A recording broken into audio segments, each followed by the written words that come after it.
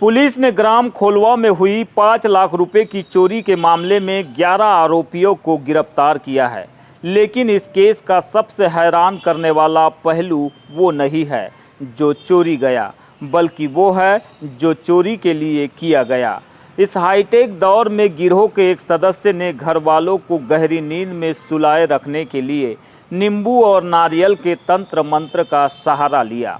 अपराध और अंधविश्वास के इस खौफनाक कॉकटेल पर देखिए हमारी यह विशेष क्राइम रिपोर्ट। आप देखिए, भले ही ये चोरी करने गए हों या गृह भेदन करने गए हों, पर इनको ऐसा था कि यदि हम कोई पूजा पाठ इस प्रकार का करते हैं तो शायद अपने चोरी के क्रियाकलाप में हमें सफलता मिल सकती है। तो ये बहुत महत्वपूर्ण चीज़ है कि लगातार इस प्रकार की भ्रांतियाँ जो हैं समाज में ना केवल व्याप्त रहती हैं, परंतु गांव वालों को भी इस पर विश्वास रहता है कि हाँ सर, इसलिए वो शायद नहीं उठे होंगे कि इन्होंने कोई पूजा पाठ कर दिया होगा। दिनांक 10 जुलाई 2026 बैहर थाने के अंतर्गत आने वाले ग्राम खोलवा में कमलेश रहांगडाले का सूना घर शातिर चोरों का निशाना बनता है।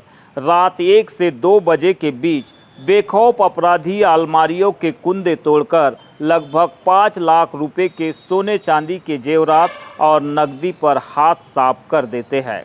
घटना की गंभीरता को देखते हुए एसपी आदित्य मिश्रा के सख्त निर्देशों पर बैहर पुलिस और साइबर सेल की स्पेशल ज्वाइंट टीम एक्टिव होती है। सीसीटीवी फुटेज, पुराने अपराधियों का रिकॉर्ड और मुखबिर तंत्र की मदद से पुलिस की रडार पर आती है मलाजखंड की रहने वाली शांति टेकाम। पुलिस जब उसे हिरासत में लेकर सख्ती से पूछताछ करती है तो एक दो नहीं, पूरे 11 आरोपियों के एक बड़े सिंडिकेट का पर्दाफाश होता है। लेकिन पुलिस की पूछताछ में जो कहानी निकल कर सामने आई वो इस डिजिटल युग के गाल पर एक करारा तमाचा है। इस गिरोह का एक अन्य साथी था जितेंद्र। जितेंद्र को विज्ञान या कानून पर नहीं बल्कि अंधविश्वास पर भरोसा था।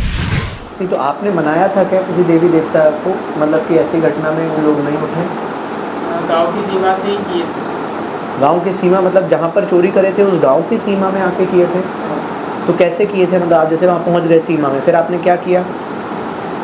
नारियल था और एक नींबू था। तो उस नारियल नींबू से फिर आपने क्या, मतलब कि जिन लोगों के घर पे चोरी कर रहे हैं क्या उनका नाम वाम पढ़ के कोई नहीं, नाम नहीं, तो इसी गाँव के नाम। आज के दौर में जहां युवा एआई और टेक्नोलॉजी से दुनिया मुट्ठी में कर रहे हैं, वही रातों रात अमीर बनने की चाहत युवाओं को मानसिक रूप से किस कदर दिवालिया बना रही है, यह घटना उसका जीता जागता सबूत है।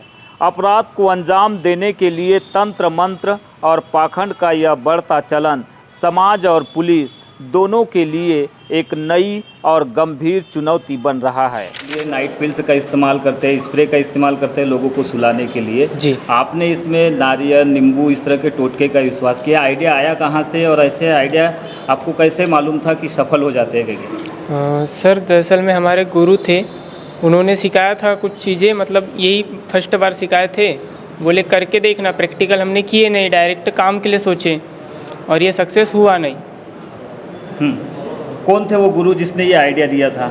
उनका नाम तो मालूम नहीं था, पर छत्तीसगढ़ साइड के थे। मतलब एक बार मिले थे फ़ोन पे, फिर बातें होती थी। नंबर भी नहीं है उनका, हालांकि नंबर भी बंद है और उनका पता भी नहीं है। तो यही एक आइडिया था क्या? और भी कोई सोर्स आपने जुटाए थे वीडियो के माध्यम से या फिर सोशल मीडिया के? हाँ, फिर इसकी जानकारी निकाले थे हमने, तो मतलब फिर थोड़ा यकीन हुआ, तो फिर हमने प्रैक्टिकली करके देखे डायरेक्ट काम के लिए। तो दुनिया चांद पर पहुंच चुकी है, इतनी बड़ी बातें हो रही है, साइंस टेक्नोलॉजी की, एआई का ज़माना आ गया, फिर भी आप नींबू और नारियल पर कैसे भरोसा कर लिया आपने? आपको यकीन था क्या इसके ऊपर में ऐसा होता है कि कहीं प्रैक्टिकल किए थे क्या पहले? और नहीं, पहले नहीं किए थे, फर्स्ट बार ही। आरोपियों का टोटका भले ही घर वालों को जगाने में नाकाम रहा हो, लेकिन वो बैहर पुलिस और सीसीटीवी कैमरों की आंखों में धूल नहीं झोंक सका। पुलिस ने सभी 11 आरोपियों को गिरफ्तार कर उनकी निशानदेही पर 100% चोरी गया मसरू का बरामद कर लिया है। इनमें से 5 शातिर आरोपियों को न्यायालय से पुलिस रिमांड पर लिया गया है। अब पुलिस इन अपराधियों से पुरानी अनसुलझी चोरियों, चोरी का माल खरीदने वाले सुनारों और इस गिरोह के अन्य गुर्गों का कच्चा चिट्ठा उगलवा रही है। जुलाई 2026 को सुबह सूचना प्राप्त हुई थी ग्राम खोलवा में कमलेश रहांगडाले की चोरी हुई है। सूचना पर तत्काल मौके पर पहुंचकर घटनास्थल का मुआयना किया गया। उसमें 2 अलमारियों को तोड़ा गया था और जो चोर थे वो पीछे, घर के पीछे से दरवाज़ा तोड़ के अंदर दाखिल हुए थे। जब गाँव वालों से और आसपास जब पता किया तो सभी ने यह बताया कि सारे आसपास के गाँव वालों को ये पता है कि इनके पास खूब सारा पैसा है। घर वालों को और जो पड़ोसी और गाँव वालों से ये सूचना मिली है कि संभवतः ये हो सकता है कि जो इनके यहाँ काम करने वाले या आसपास के लोग ही इस घटना को अंजाम दे सकते हैं, क्योंकि सभी को ये पता था कि इनके पास काफ़ी सारा पैसा है। क्योंकि जो घटनाक्रम हुआ था वो घटनाक्रम में 6 लोग और बच्चे ये घर में ही सो रहे थे और जहाँ की अलमारी टूटी है वहाँ पे भी घर के सदस्य सो रहे थे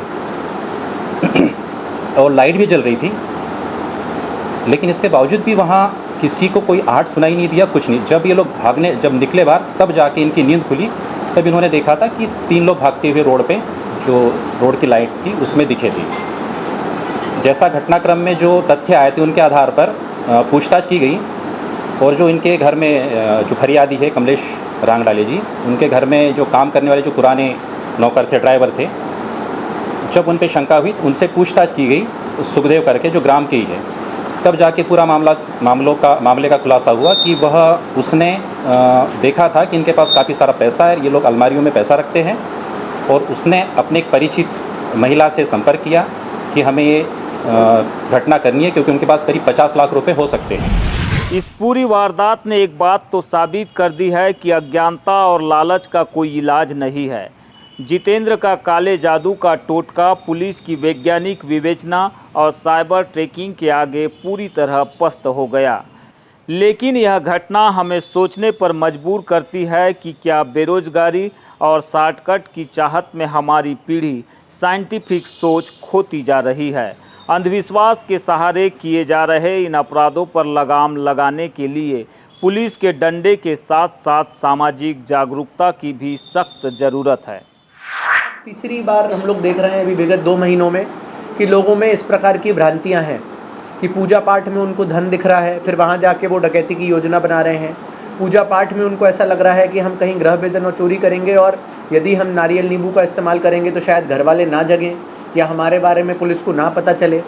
और इससे पहले भी हम लोग कई बार देख चुके हैं, लोग बड़ा धन निकालने का प्रयास करने के लिए कई बार इस प्रकार की पूजा पाठ करते हैं।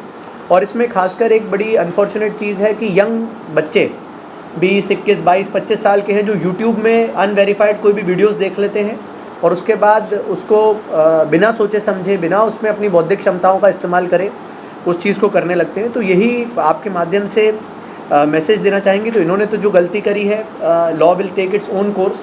पर अगर बाकी कोई युवक युवतियाँ इस प्रकार की चीज़ों में अगर लिप्त हों तो प्लीज़ आप सतर्क रहें। इस प्रकार की कोई चीज़ नहीं होती है और आजकल की दुनिया में हमें इस प्रकार की भ्रांतियों पर बिल्कुल विश्वास नहीं करना चाहिए। यही एक हमारा मकसद है कि लगातार इस प्रकार की जो भ्रांतियां हैं उनको यदि हम आपके माध्यम से तोड़ सकें तो हम लोगों को भी सहायता होगी भविष्य के इस प्रकार के अपराधी बनने से रोकने के लिए।